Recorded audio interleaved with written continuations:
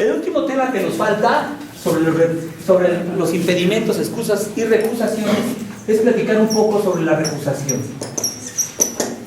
Dijimos que la recusación es un derecho procesal que se le entrega a las partes para efecto de invocar frente a una autoridad que el juez no debe conocer del asunto juez, magistrado o ministro porque está en una de las causales de impedimento.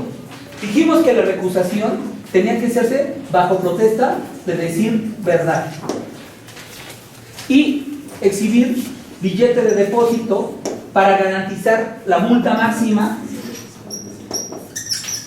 en caso de que fuera infundada la recusación. Yo les decía que la recusación no estaba en la ley anterior y ahorita está en esta nueva ley. Desde el año de 1936, cuando estaba la ley nueva, la ley vieja, hasta el año del 2013, no hubo necesidad de la recusación. Porque cuando un juez, magistrado o ministro advertía que estaba en una de las causales de impedimento, él mismo se excusaba de conocer del asunto. ¿Por qué razón? Porque él tenía sanciones. Y como nadie quería tener ningún tipo de sanción, lo que hacía era excusarse del asunto. Sin embargo, ahora les dan una facultad a las partes para que puedan recusar a un juez, magistrado o ministro. Por eso tiene que decirlo bajo protesta, decir verdad, los hechos en los que se funde esa causal de impedimento que dice que el juez, magistrado o ministro conoce del asunto. Y tiene que exhibir un billete de depósito.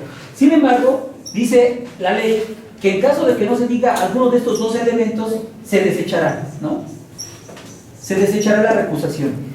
Pero, tratándose del billete de depósito, dice que podría ser dos opciones. O exhibe la mínima,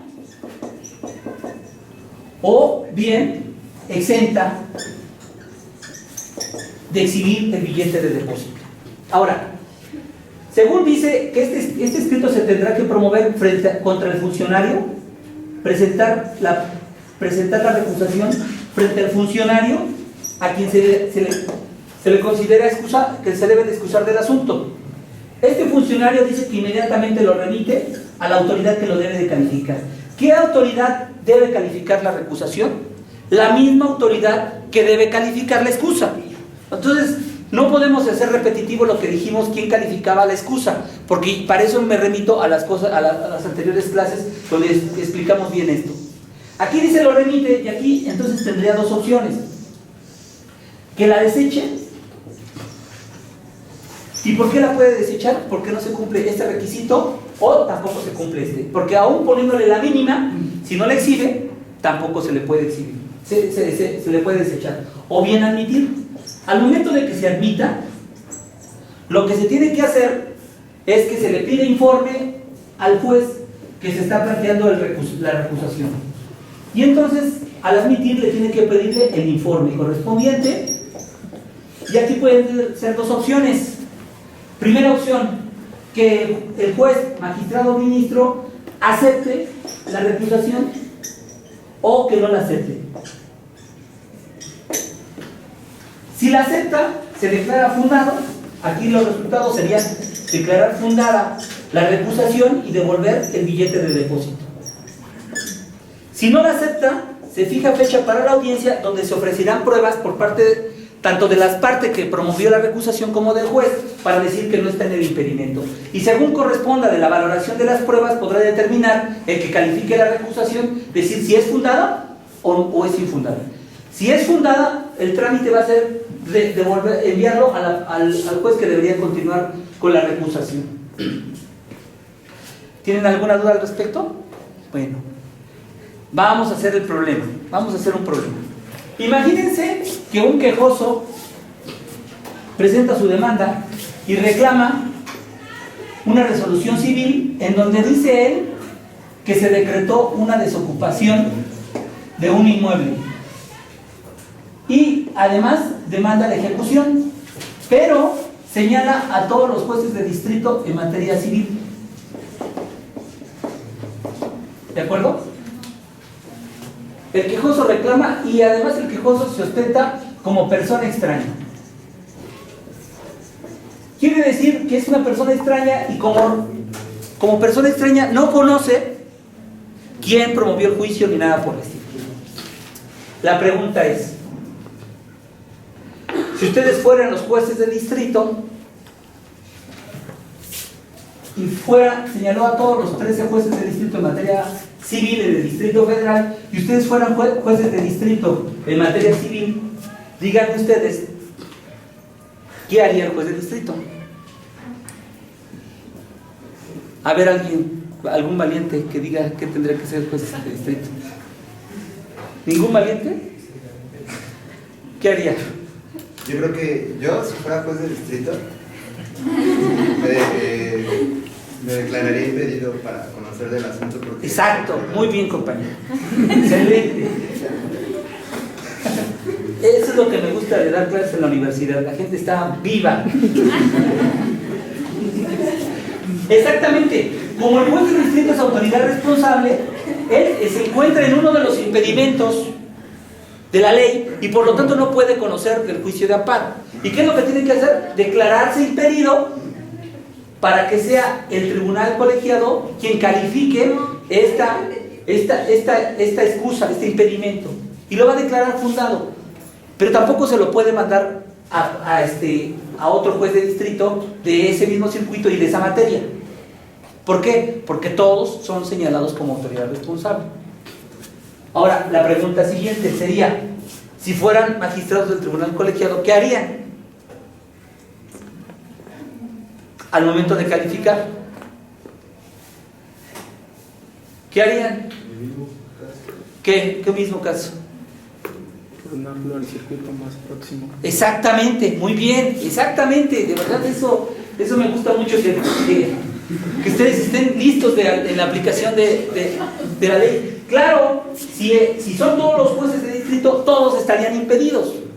El magistrado lo que tendría que hacer, como aplicando el artículo 58, es enviarlo al más próximo del circuito al que pertenece el juez de distrito.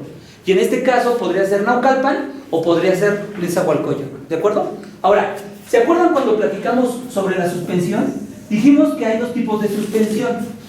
La suspensión, ¿cuál? De afección de parte, afección de parte, y la suspensión de oficio. ¿De acuerdo? El juez de distrito, ahora, a ver, el juez de distrito, vamos a la primera pregunta. Dijimos que se va a declarar impedido y se va a excusar de conocer el asunto. ¿Tendría que resolver sobre la suspensión? Sí. ¿Por qué? Sí, aunque sí es de oficio, sí, porque usted explicó en clases anteriores. No. Vea esto, la resolución civil que ordena la desocupación. Recuerden, la suspensión. No, si hay un interés de personal, no puede pronunciarse. El juez, a ver, vamos por partes. A lo mejor les voy a explicar un poquito sobre la suspensión. Hay suspensión de petición de parte y hay suspensión de oficio. La suspensión de oficio son en actos que son realmente graves. Miren, vámonos a la ley de amparo y veamos el artículo 124. No, perdón, me equivoqué. Veamos el artículo 126. Dice, la suspensión se concederá de oficio y de plano cuando se trate de actos que importen peligro a la privación de la vida, ataques a la libertad personal fuera de procedimiento, incomunicados, deportación, expulsión, proscripción, destierro, extradición, desaparición forzosa de las personas o alguno de los prohibidos por el artículo 22, así como la incorporación forzosa del Ejército, Armada y Fuerza Aérea Nacional. Advierten que la característica de esta suspensión es de oficio porque es grave. La afectación al quejoso es demasiado mayúsculo. Imagínense cuando se trate de actos que importen peligro de la privación de la vida. ¿Requerirá algún esfuerzo por considerar que es grave que le puedan quitar la vida a la persona? Pues no. Dicen que en una ocasión, a mí no me consta, yo no lo vi, estoy un poquito grande, pero no tanto, que en tiempos de la revolución una persona pidió el amparo contra un fusilamiento y entonces en una cajetilla de cigarros el juez de distrito se le otorga la suspensión para que no lo priven de la vida. Y le suspendieron el acto de las... Bueno, eso dice, o sea, yo no lo vi, o sea, en algún libro dice eso, que pasó, ¿me explico? pero pueden advertir cómo el juez de distrito inmediatamente puede otorgar la suspensión de plano. O sea, de plano y de oficio tiene que ser inmediato. ¿Por qué? Porque el bien jurídico tutelado por el acto reclamado es de suma gravedad. ¿Me explico? Por eso es de la suspensión de oficio. Y todo lo que no encuadren en este supuesto del 126 será a petición de parte. Déjeme decirle que también dice el 127 y el 128 sobre la suspensión de oficio. Pero bueno, si no son de estos actos reclamados graves, sería una suspensión a petición de parte. ¿De acuerdo? En este caso, ustedes valoren si está dentro de alguno de los supuestos del 126, la resolución civil que ordenó la desocupación de un inmueble. Entonces, ¿qué es? Estamos en un supuesto de una a petición de parte. ¿Estamos? Ahora, el juez de distrito que se va a declarar impedido tendría que resolver sobre la suspensión, ¿sí o no? Sí. Bueno, como regla general sí, pero hay una excepción. Cuando él tuviera un interés personal en ese asunto, no podría exactamente resolver sobre la suspensión. Entonces, primero, ¿es una suspensión de oficio o a petición de parte? A petición de parte. Y luego, ¿esta suspensión a petición de parte podría decretarla? Sí, a menos de que el juez tenga un interés personal sobre el asunto. ¿Qué significa tener un interés personal sobre el asunto? Vean el artículo 51. Vean el artículo 51 y fíjense la fracción segunda. Si tiene interés personal en el asunto. ¿Están de acuerdo? O sea, que si el acto de petición de parte, imagínense que sea de su esposa, ¿podrían ustedes decretarla? ¿Por qué no? A menos de que usted tenga un interés personal. ¿Me explico? ¿Por qué? Porque es el otro supuesto, aunque podrían ser las dos cosas. Les puedo asegurar que cuando está en peligro los riesgos de su esposa, pues como son para la misma familia, seguramente, además de tener el impedimento porque es su cónyuge, seguramente tendrá un interés personal. Yo no creería que una persona, un juez, magistrado o ministro, viendo que su esposa tiene un negocio, diga, a mí no me importa. Pero se dan cuenta que son dos impedimentos diferentes. Ahora, imagínense ustedes que fuera el abogado, que haya sido abogado de una de las partes. ¿Podría tener interés personal en el asunto? Pues puede ser que sí, pero también puede ser que no. Porque puede ser que como abogado pagó sus honorarios, cobró sus honorarios y dejó de interesarle si le importaba o no le importaba. ¿Me explico? Pero ustedes aquí, en este caso, ¿consideran la suspensión, sí o no?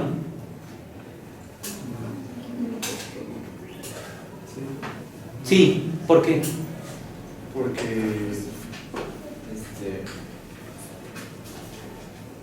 Porque no tiene un interés personal.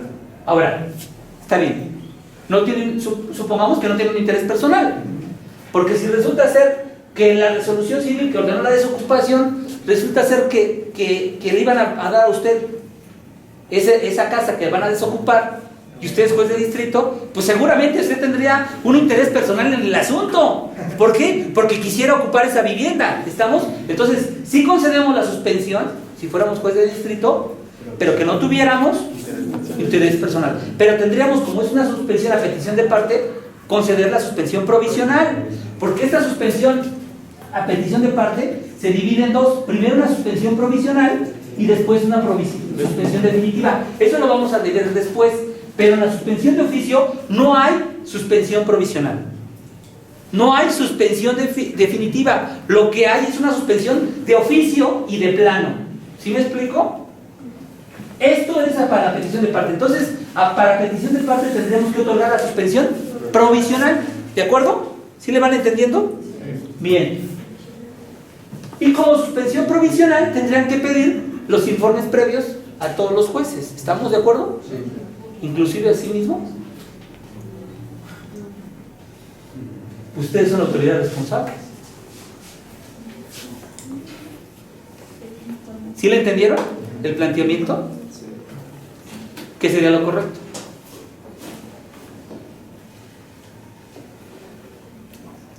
A ver, ustedes que ahorita que brillaron con las preguntas anteriores, para que advierta, a ver, échenle a andar Al momento que lo remitiría con todo el mismo informe que me está remitiendo, ¿no? Porque el informe previo, más aparte de las demás autoridades. O sea, usted se pide informe previo a sí mismo.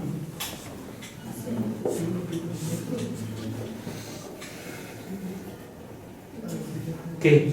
¿Sí o no? Más bien, él lo podría rendir de oficio y solo solicitárselos a los demás. O sea, los demás sí y usted no. ¿Pero usted es No, autoridad? sí lo rinde, pero no No se lo lo- rindes, pero no te lo pides como tal.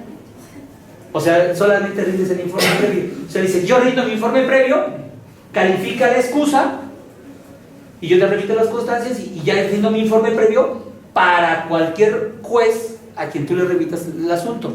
¿Estaban de acuerdo? Sí. Claro, así debe de ser. Así debe de ser. Pero ¿se dan cuenta cómo esto no es fácil de poderlo aplicar? Ojalá que sí puedan entender esto. Respecto de la recusación, ¿tienen algo o no tienen algo que decir? ¿No? Bueno, miren. Nos faltan dos temas antes de llegar a causales de improcedencia. Quisiera yo tocar un tema que sea más corto, pero sustancioso, antes de tocar al de personalidad. Ustedes saben que en cualquier proceso hay presupuestos procesales. Y los presupuestos procesales son competencia, y esta puede ser, como dijimos, objetiva y subjetiva. ¿Cuándo es una competencia objetiva? Cuando la competencia es con respecto al órgano. Objetiva es con relación al órgano. Y subjetiva cuando se refiere al titular del órgano. Lo que da con relación al órgano es una incompetencia y con relación al titular es un impedimento con excusa o recusación. ¿De acuerdo?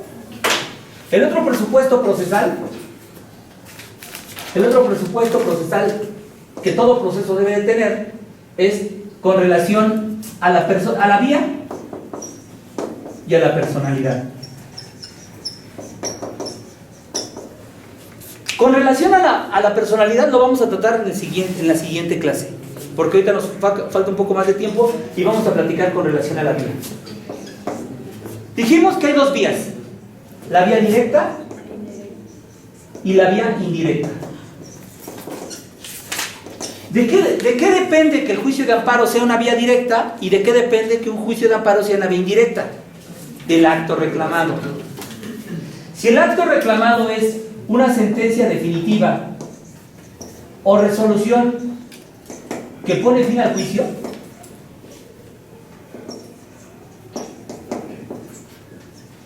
respecto del cual no procede recurso alguno, procede el juicio directo. Y el indirecto es cualquier otro acto que no sea una sentencia definitiva o resolución que ponga fin al juicio. Podríamos decirlo, interpretado en sentido negativo, lo que no sea ni sentencia definitiva ni resolución que pone fin al juicio. ¿De acuerdo? Respecto de la vía, puede existir equivocación por parte del litigante. ¿Me explico? Que él promueva como un amparo directo o como un amparo indirecto. ¿Estamos? Ahora, la diferencia, una de las grandes diferencias, son muchas, pero una diferencia del amparo directo es que la demanda de amparo se presenta ante... La demanda de amparo se presenta ante la autoridad responsable. Y en el amparo indirecto se presenta normalmente ante el juez de distrito. De manera excepcional ante el tribunal unitario. ¿Cuándo? Cuando una de las autoridades sea el tribunal unitario. ¿Estamos? Pero regularmente se presenta ante el juez de distrito. La demanda se presenta ante el juez de distrito.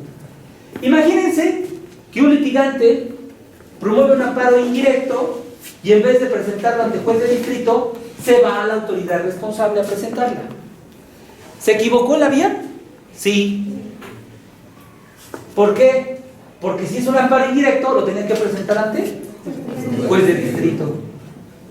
Puede suceder a la inversa, que una demanda de amparo directo la presente ante el juez de distrito. ¿Sí me explico? Lo correcto es que sigan las reglas que establece la ley de amparo. Y la ley de amparo, si es amparo indirecto, se tiene que presentar siempre ante juez de distrito. Si es directo, se tiene que presentar siempre ante amparo directo. ¿De acuerdo? Digo, ante la autoridad responsable. ¿Sale? Ante la autoridad responsable. ¿Estamos bien? A ver.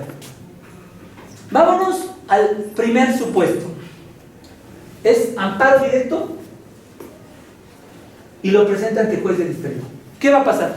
¿Se desecha? No. O lo previo. Se va a declarar incompetente, exacto. Si era un amparo directo y lo presenta ante el juez de distrito, el juez de distrito se va a declarar incompetente porque dice, a mí no me corresponde y lo mando al tribunal colegiado. Ya vimos eso. El tribunal colegiado va a decir, estás en lo correcto y voy a continuar con el juicio y le admito la demanda de amparo directo. Te equivocaste, juez de distrito. Es amparo indirecto y se lo regresa al juez de distrito. Y el juez de distrito no puede impugnar la resolución que dijo el colegiado. Y las partes tampoco. Porque respecto de la competencia, bien o mal, ya hay cosa juzgada. ¿Por qué? Porque el alto tribunal colegiado, y digo el alto porque normalmente no, de manera excepcional conoce la Suprema Corte y ya vimos esos casos de excepción, ya resolvió. El más alto tribunal, no el más alto tribunal, el tribunal colegiado resuelve de manera definitiva esta cuestión. La competencia ya no puede ser juzgada aunque se haya equivocado. Y inclusive otro tribunal colegiado deberá respetar esta resolución en donde determinó la competencia correspondiente. ¿Estamos de acuerdo? Entonces, primer caso, es una demanda de amparo directo y se presenta ante juez de distrito. Esta equivocación que hace el juez de distrito la remite a la autoridad. ¿De acuerdo? Segundo caso. Es una demanda de amparo directo y la presenta ante la autoridad responsable. La autoridad responsable lo que tiene que hacer es, pues, él dice que es un amparo, indirecto, pero yo sé que es directo, pero bueno, a ver, te los voy a poner aquí abajo.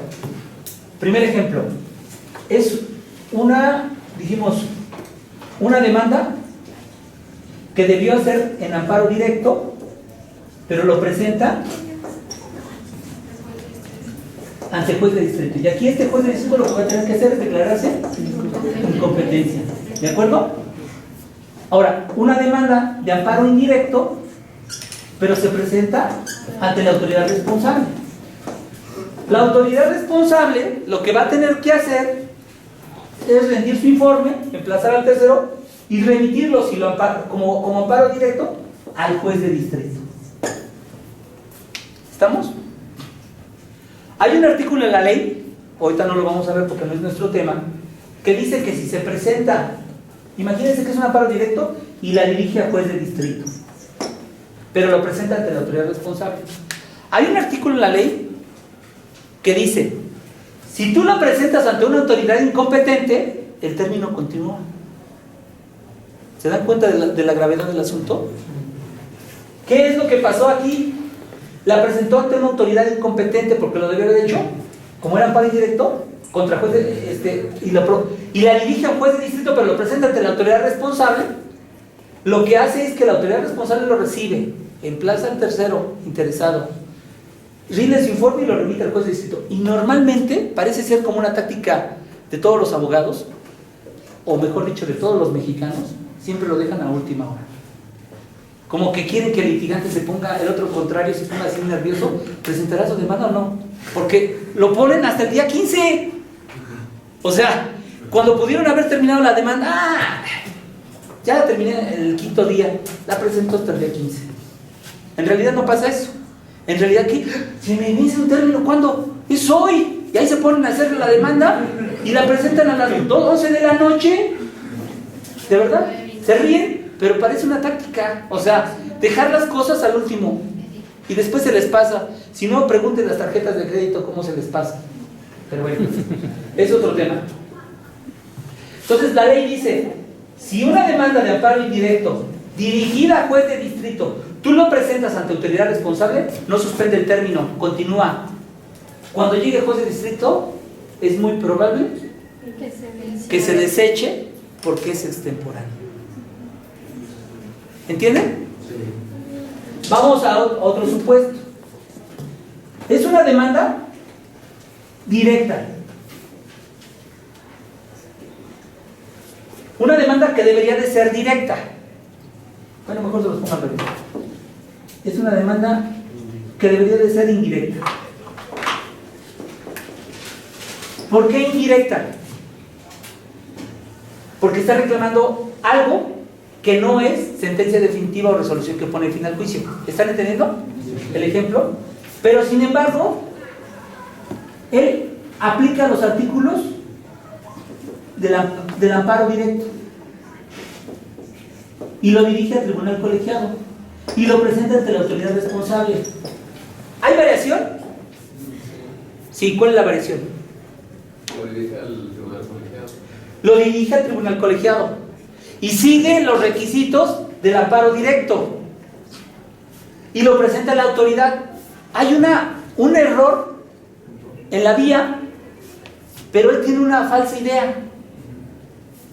En el primer supuesto no tiene una falsa idea.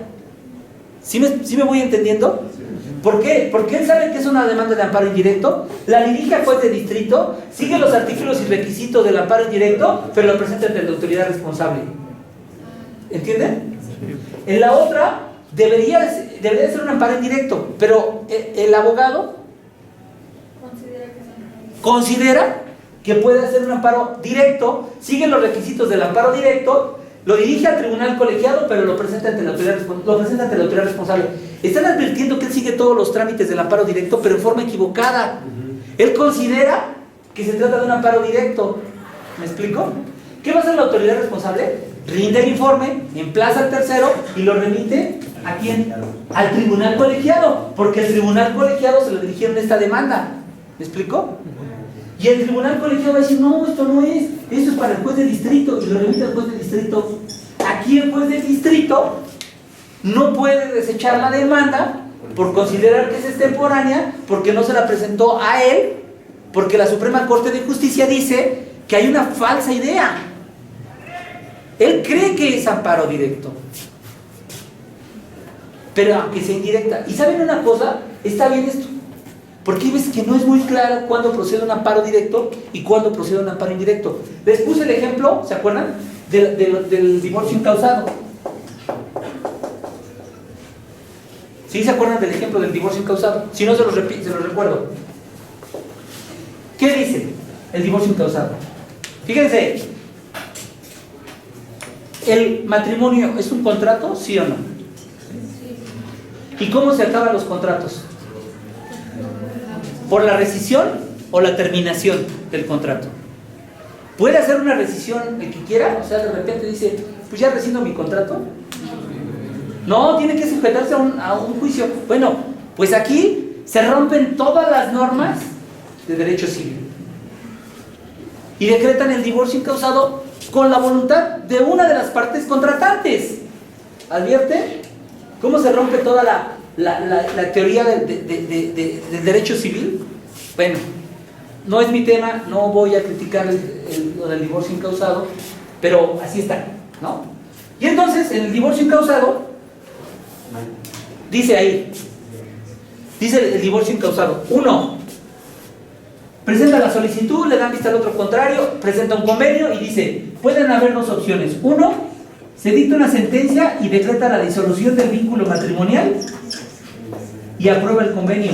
¿Por qué aprueba el convenio? Porque las dos partes están de acuerdo. ¿Estamos? O bien, la segunda opción, dicta sentencia, decreta el divorcio el divorcio del vínculo matrimonial, pero no aprueba el convenio porque ninguna de las partes se puso de acuerdo en algunas cosas y lo deja para la vía incidental. ¿Cuál es el problema aquí? Bueno, me parece a mí que en los dos hubo sentencia definitiva. ¿Por qué hubo sentencia definitiva? Porque el origen de todo el divorcio es el matrimonio. Y si se disuelve el matrimonio, Se acabó la controversia sobre ese punto, aunque sea de manera unilateral, pero se resolvió. No importa que se haya aprobado el convenio o no, porque las otras cuestiones de los alimentos, de la división de los bienes, de la guardia y custodia de los hijos, de la patria potestad, se va a resolver de manera incidental. ¿Estamos? Y entonces esto era lo que pensábamos unos, pero otros pensaban que no, que solamente podría existir descendencia definitiva en este supuesto, pero no en este. Y dijeron que todas las cuestiones incidentales eran sentencias definitivas. ¿La de divorcio no? ¿La de divorcio no? Por eso es un amparo indirecto contra la sentencia que en divorcio incausado declara el vínculo matrimonial y no aprueba el convenio. ¿De acuerdo? Pero estos incidentales, estas cuestiones incidentales, me parece que son cuestiones en ejecución de sentencia. Se disolvió el matrimonio, se rompió el matrimonio, se disolvió el hogar. Ya no está el hogar como está. ¿Sí me explicó? No me persino, de verdad no me persino. O sea, al final de cuentas, eso es lo que existe en realidad de las cosas. Y bueno, ¿qué es lo que pasa aquí? Puede existir una falsa creencia. ¿Están de acuerdo? Por eso es que dice la Suprema Corte en jurisprudencia: si estás en este supuesto, donde es un amparo indirecto, pero la persona creyó que era amparo directo, lo presentó, lo dirigió al tribunal colegiado, siguió los requisitos de amparo directo, y después llega al colegiado, el colegiado lo puede declarar juez de distrito, pero tú, juez de distrito, no lo puedes declarar, es temporal, porque hay una falsedad en la creencia de lo que corresponde. ¿De acuerdo? Entonces, no siempre es claro la división entre la vía, y les podría poner otro ejemplo, pero ya se acabó la clase. Dios les bendiga.